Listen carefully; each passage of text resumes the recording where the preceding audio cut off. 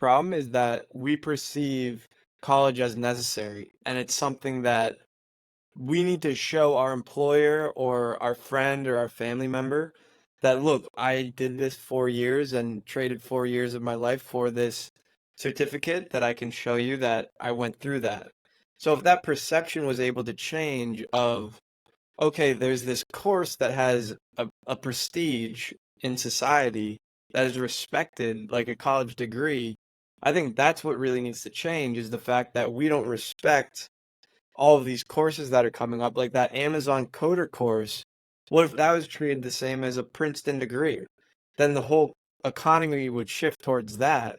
And if that was a cheaper option, then that's the answer. But that's the thing, the perception is just taking a really long time to change, You're even so though right. the Yes. product out there right now is equivalent, if not better, if it comes down to the right individual. Yes. I I think that think you just hit the nail on the head, and it's a two-folded problem. Welcome to Your One Podcast, where future leaders take on the complexities of today.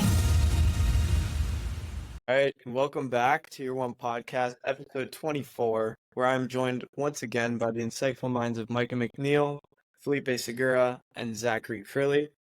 And today we're talking about some topics that might hit close to home for some listeners. I know it does for me, but we will start off with some news around a third-party campaign that failed to launch. So we talked about viability of third parties last episode, but since we touch both sides of every argument here on Year One Podcast, we want to shine some light on the difficulties of launching these third parties, and then we will go into some consumer debts information and some numbers surrounding the position us millennials are in when it comes to credit cards and student loans and how the perception of education is changing. So first, let's start off with the third-party topic. But there's this group called the No Labels Group, which is a self-proclaimed centrist group that wanted to put up a presidential candidate. Some of the people they're trying to put up were Chris Christie, Nikki Haley, Larry Hogan, Joe Manchin, and even actor Dwayne Johnson. So unfortunately, their founding chairman, Joe Lieberman, died while undergoing their recruiting efforts. But outside of this, what do you guys think was the main reason for their failure? I can step in here. I think it comes down really to an issue of incentives. And I think for all the talk that everyone's been saying in the past decade or whatnot of we need a third party, a more centrist party, something that can unite people in the middle, it kind of goes to show that the incentive structure within Washington is set up so that you do not create like a centrist party, because most likely whoever would have been the no labels candidate probably would not have won, and they would have shunned all future opportunities to stay in Washington and get a position in some administration. Some of these candidates are 50 years old. It seems like that's young in today's time because you can be 80 and still get different positions within government.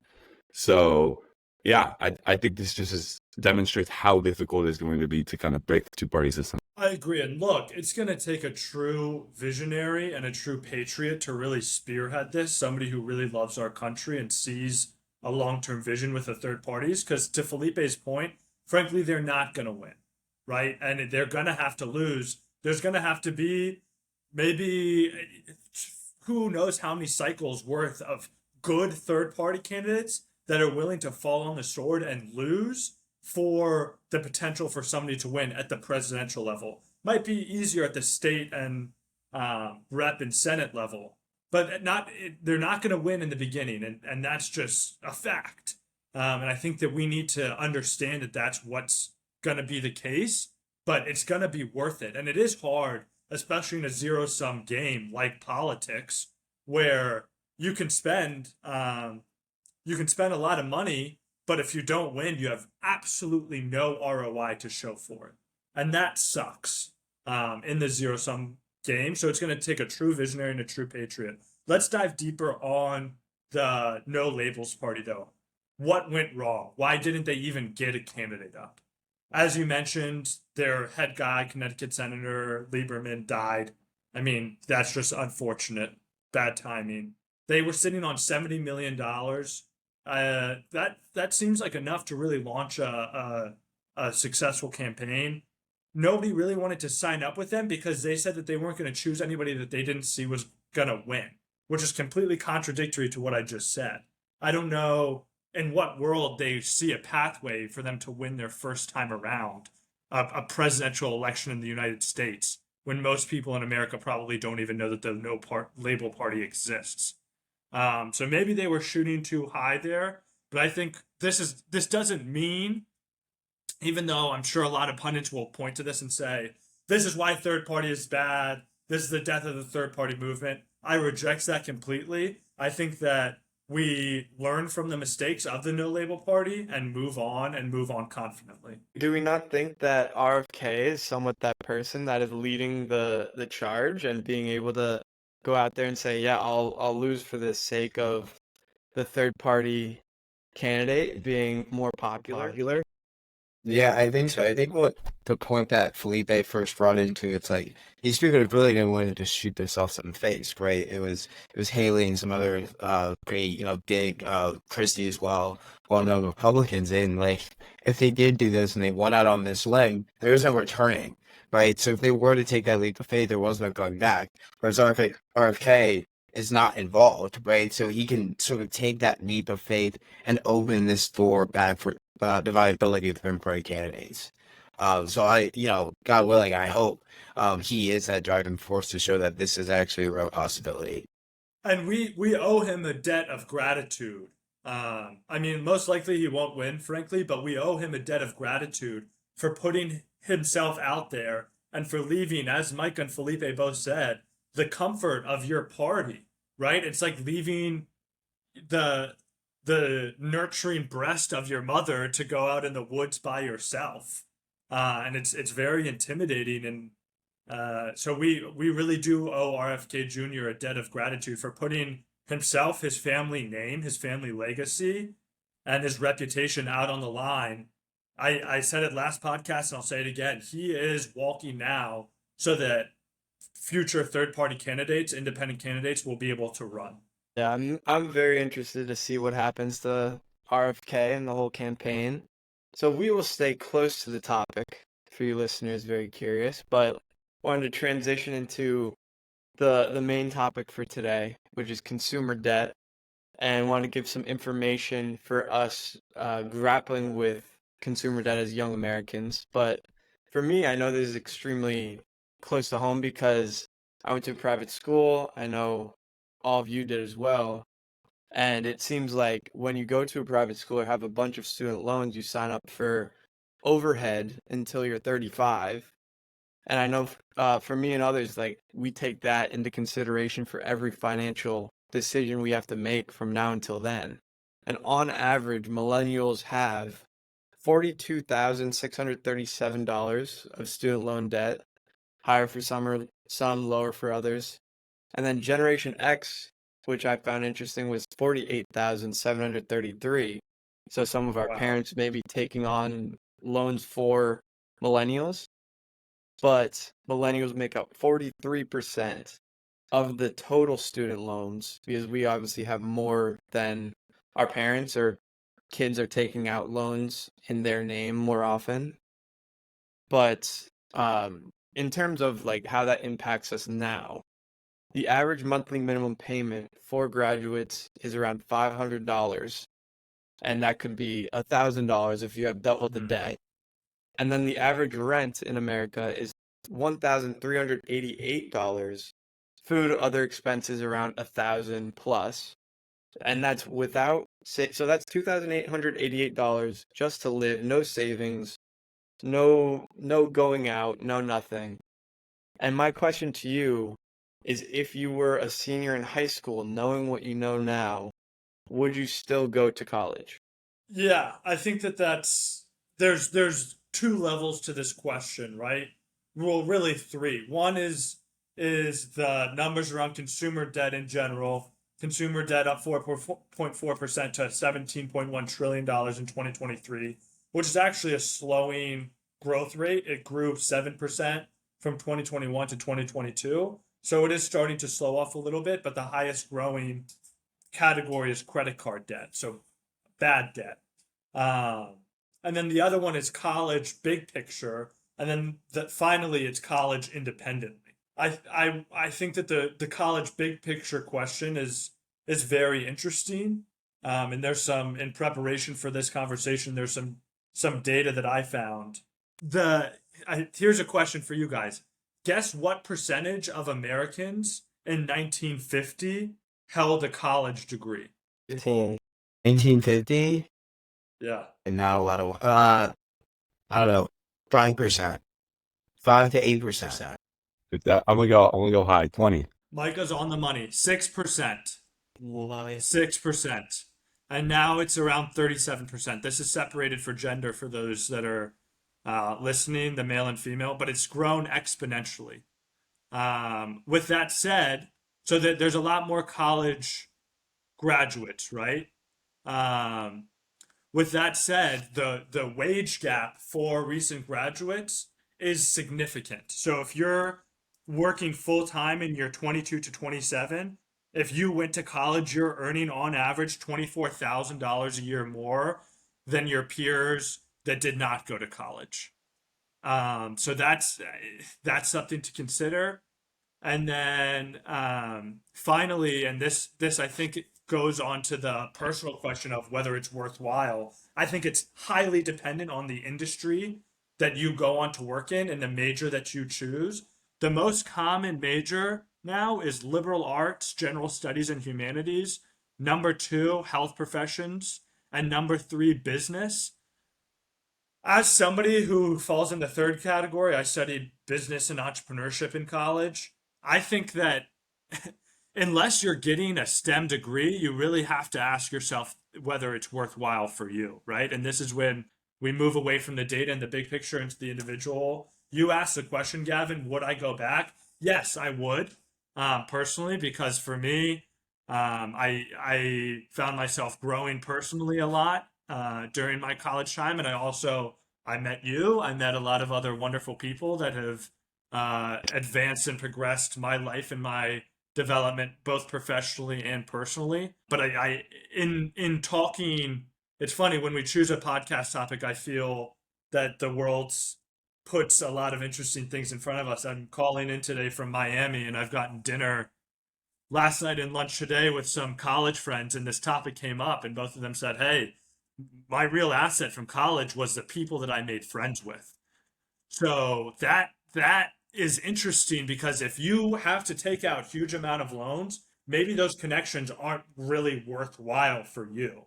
I think it's a highly case by case basis. For me, it's worth it.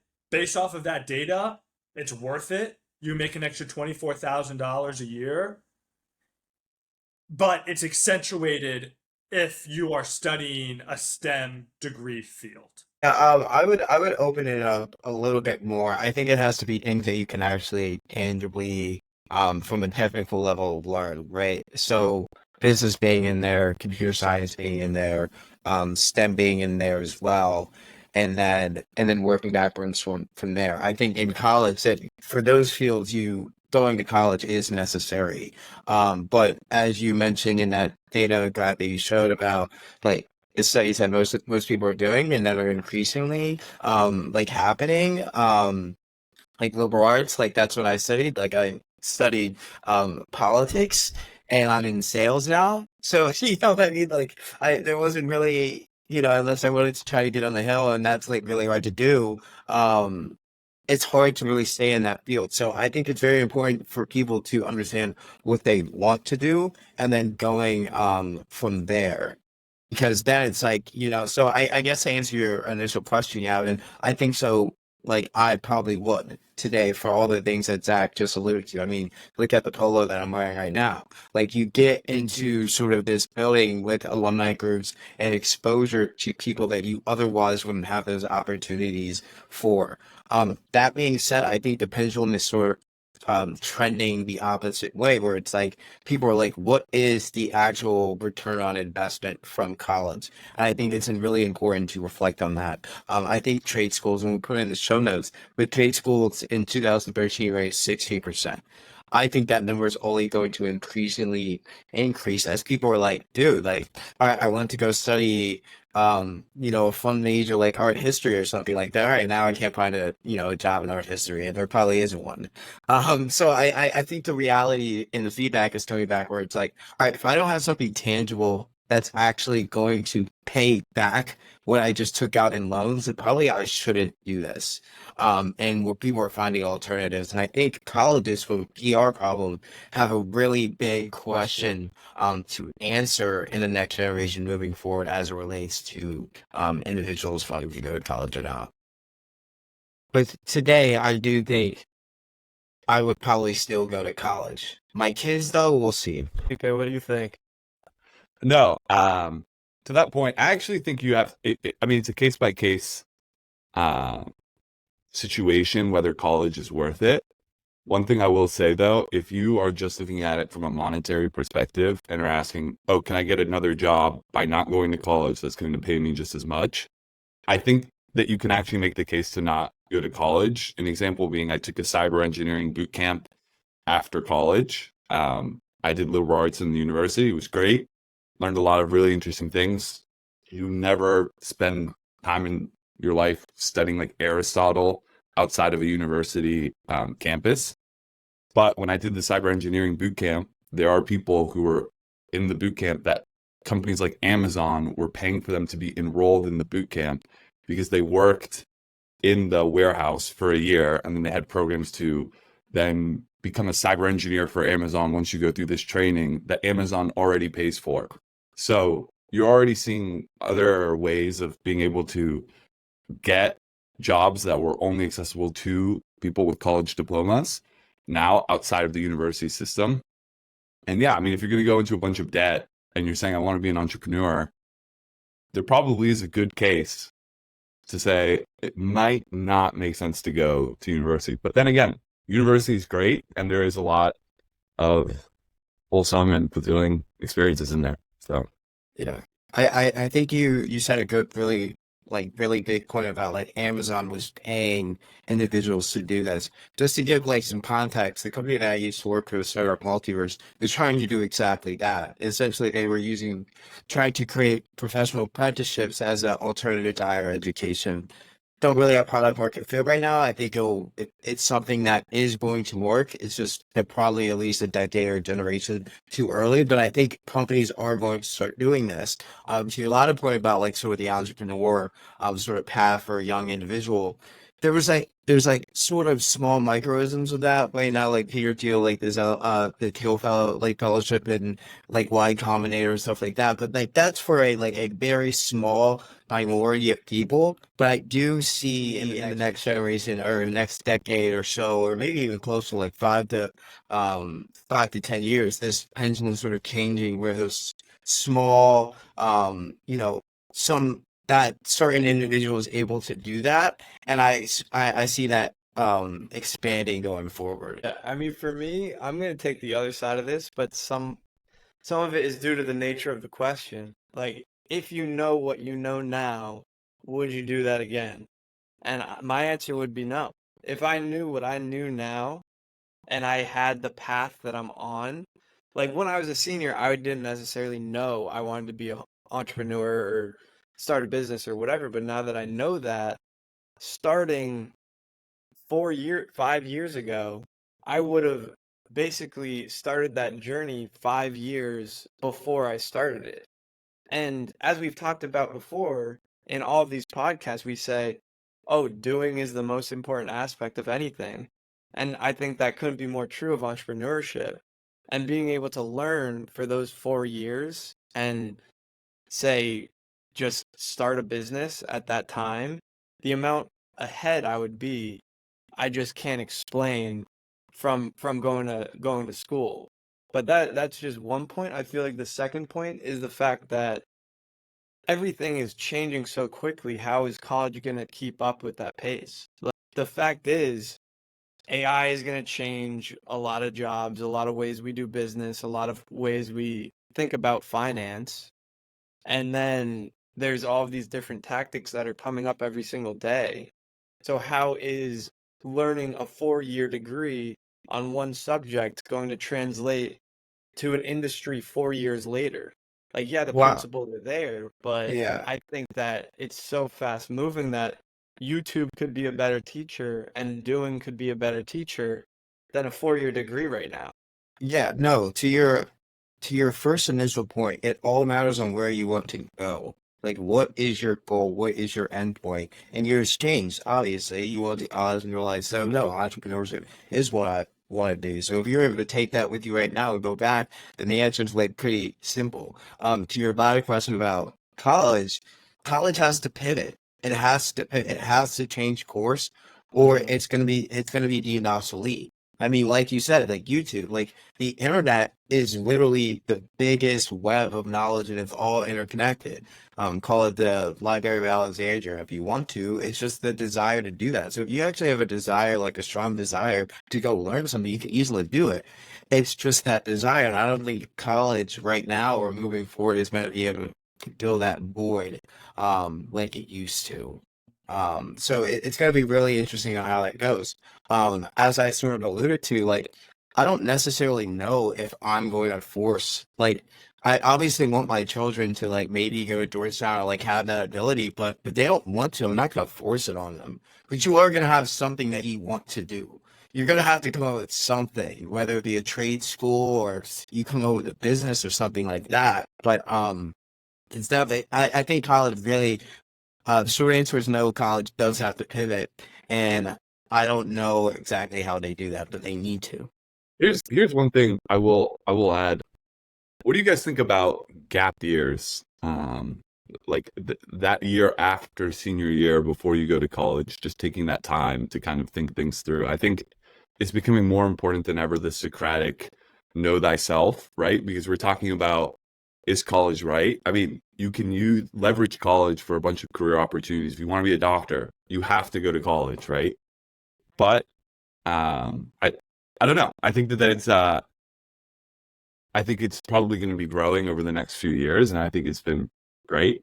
Or it's a I'm great. a little confused. What do you mean by like just like a year after college where you like decide on what You you want don't to go to do? college. You don't go to college if you're not saying no to college. You just defer that year, and then you're saying you work in the real world or whatever. You travel and um, just like helping. I don't know. I thought that process of Yeah, no, no. discerning is I nuts. I think that's just a very like it's a case by case thing. Like that would be a very privileged thing, but obviously like if everyone could do that, that would be beautiful. But like Well, I I know do you think can a go lot of work people. in your gap year. You don't have to go Yeah, yeah, travel. yeah, yeah. Like travel and stuff. Yeah, yeah. So I was thinking about it earlier, but especially now, if we look across to Europe, they have a little bit of a different higher education system than we do. One, it's very popular for kids to take, they call it Erasmus year, which is essentially a gap year. And a lot of the European countries give a stipend to the kids to go and travel because it's seen as an integral part of worldly education. Who knows if we could set that up in a similar way in the U.S. The second thing is Europeans must choose very early on, sometimes before even applying to college, what they want to study in college, and it's most likely a 3 year degree. So it's shortening the time, and it's also significantly cheaper. And I was quite surprised being in a from the US and only exposed to the American education system when I went to study in Europe to see what the differences are. And there's pros and cons. Frankly, I don't think that a lot of 16-year-olds are ready to choose their life career. And I talked to some people who felt boxed in by having to choose that early. But I think that we have something to learn from the Erasmus year, the gap year, from cheaper college education and making it more affordable, and from the 3 years and doing that. I really like the way that this conversation is going. In okay, what are potential alternative solutions that we've seen or experienced? Holy, go ahead. Like when I was doing the studying for the SAT, I took one SAT course and I did that for about 3 months. I saw no improvement. And then I did Khan Academy, which is an online school basically. and that's where I saw all of the improvement. So things like that, like a Khan Academy that can just break down courses and give that to you for free. I mean, that's what it does, and that's really what could be possible with any type of subject with the amount of information out there right now. Yeah, so my whole thing is, so like with the majors where you're probably not gonna like economically get paid for them, like I don't know, women and gender studies or art history or history, or like I can just go on and on. It's not that there isn't a place for these things in society. It's just that I don't know well, I definitely know the return on investment isn't good, but maybe that gets subsidized by government or something like that. Like people who study like early education, right? That's something that's very important. But do you need to go to 4 years of undergrad and then go to a grad program and take out all of these loans to learn them? No. Maybe there should be an alternative to having to go to this sort of dormant, streamlined process of going to college. It's not saying that there's not a place for it. I just don't know if college is that place. Where college is let's find these tangible things. Let's build products. Let's find people who know how to code. Let's find our next lawyers. Let's find our next people on Wall Street. Well, good bankers, not bad bankers like we mostly have. But let's find people who are actually can make a difference on our bottom line and then worry about where our top line can go. And I think if we do that, we'll be a lot better off. But currently, we're not doing that. You have all these people that are just going and getting all these master's degrees and PhDs and things that they are going to be paying back for the rest of their lives. And that's just nonsense. It's not helping them. It's not helping society. A core root of this problem is that we perceive college as necessary, and it's something that we need to show our employer or our friend or our family member that, look, I did this 4 years and traded 4 years of my life for this certificate that I can show you that I went through that. So if that perception was able to change of, okay, there's this course that has a prestige in society that is respected like a college degree, I think that's what really needs to change is the fact that we don't respect all of these courses that are coming up, like that Amazon coder course. What if that was treated the same as a Princeton degree? Then the whole economy would shift towards that. And if that was a cheaper option, then that's the answer. But that's the thing, the perception is just taking a really long time to change, You're even so though right. the Yes. product out there right now is equivalent, if not better, if it comes down to the right individual. Right. Yes. I I think that think you just hit the nail on the head, and it's a two-folded problem. One is, um, I mean, why is a college degree valuable? Why is that wage gap graph that I showed? Why is it that people in our age group make $24,000 more with a college degree than without? It's because a lot of doors are closed to you unless you have a college degree. So that's one problem, is opening those doors, reassessing, is it really necessary for this job to require a college degree instead of having that be the default? And an example of somebody who's done that very well is the former governor of Maryland, Larry Hogan, who was mentioned earlier as a potential presidential candidate for No Labels. During his executive leadership of the state, he signed a law that took out the college degree requirement for thousands of state jobs. These are things like a bus driver for the public school, administrators in back offices, things that do not require a college degree but are high paying, safe jobs. That is one essential element of it. The other one, as you mentioned, Gavin, is, and we've all mentioned, is alternative ways to deliver, to skill build, right? How do we, because that is, in essence, what college is meant to do, is to build people's skills. I was listening to the Founders podcast on James Dyson, the founder of Dyson Vacuums and other products. And he was growing so frustrated with the lack of quality engineers in his home country of England. And he went to the Secretary of Education and complained. And the guy said, you know what? I'm sick of hearing you complain. Why don't you just go and start a college? And he did. And this year, they're going to have their first graduating class. And the whole time that they're there, they're working on projects firsthand. They're getting paid. Not are they paying for college? They're getting paid. But you know what? They're going to school 47 weeks out of the year, and they're going to school for a majority of the time. And they're integrating what they learned into real work experience. I think that we've all hit on different aspects of it. That's just one example, but it needs to be more tangible. It needs to be brought into the practitioner level. And that's the one element. And then the other one is what Larry Hogan did in opening doors to not having to require college degrees for jobs that frankly don't require a college education. Okay, what was the point you were going to say? No, I mean, I think we're all hitting on the same point. Technology now is going to get rid of the utility of college from an educational perspective. Right. And I mean, Gavin, you brought up Khan Academy. I mean, just think of it as a concept. You have the best instructor teaching everyone for free how to do math. And so like it essentially takes your mediocre teacher in whatever school and makes them like useless essentially because you have the best instructor online to teach you these things.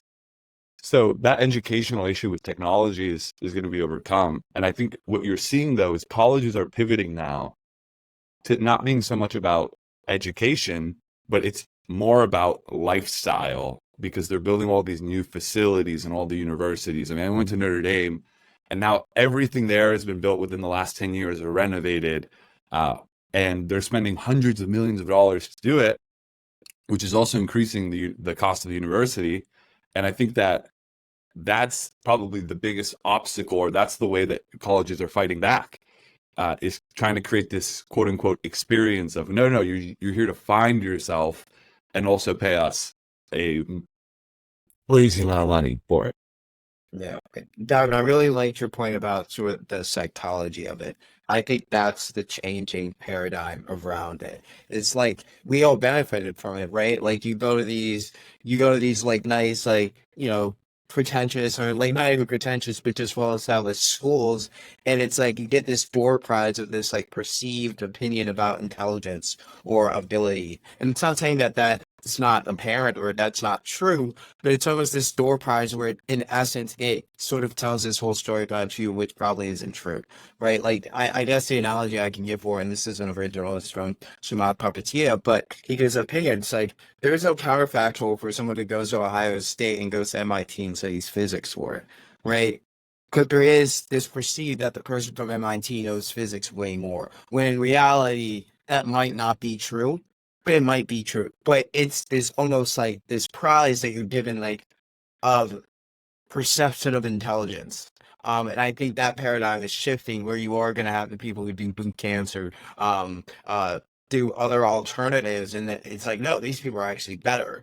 To your point, Zach, where they're learning as they're working, and combining the two. But even with that, I mean, what Felipe's saying is making so much sense to me because, I mean, essentially what a lot of these top tier schools are is it's finishing schools for the elite.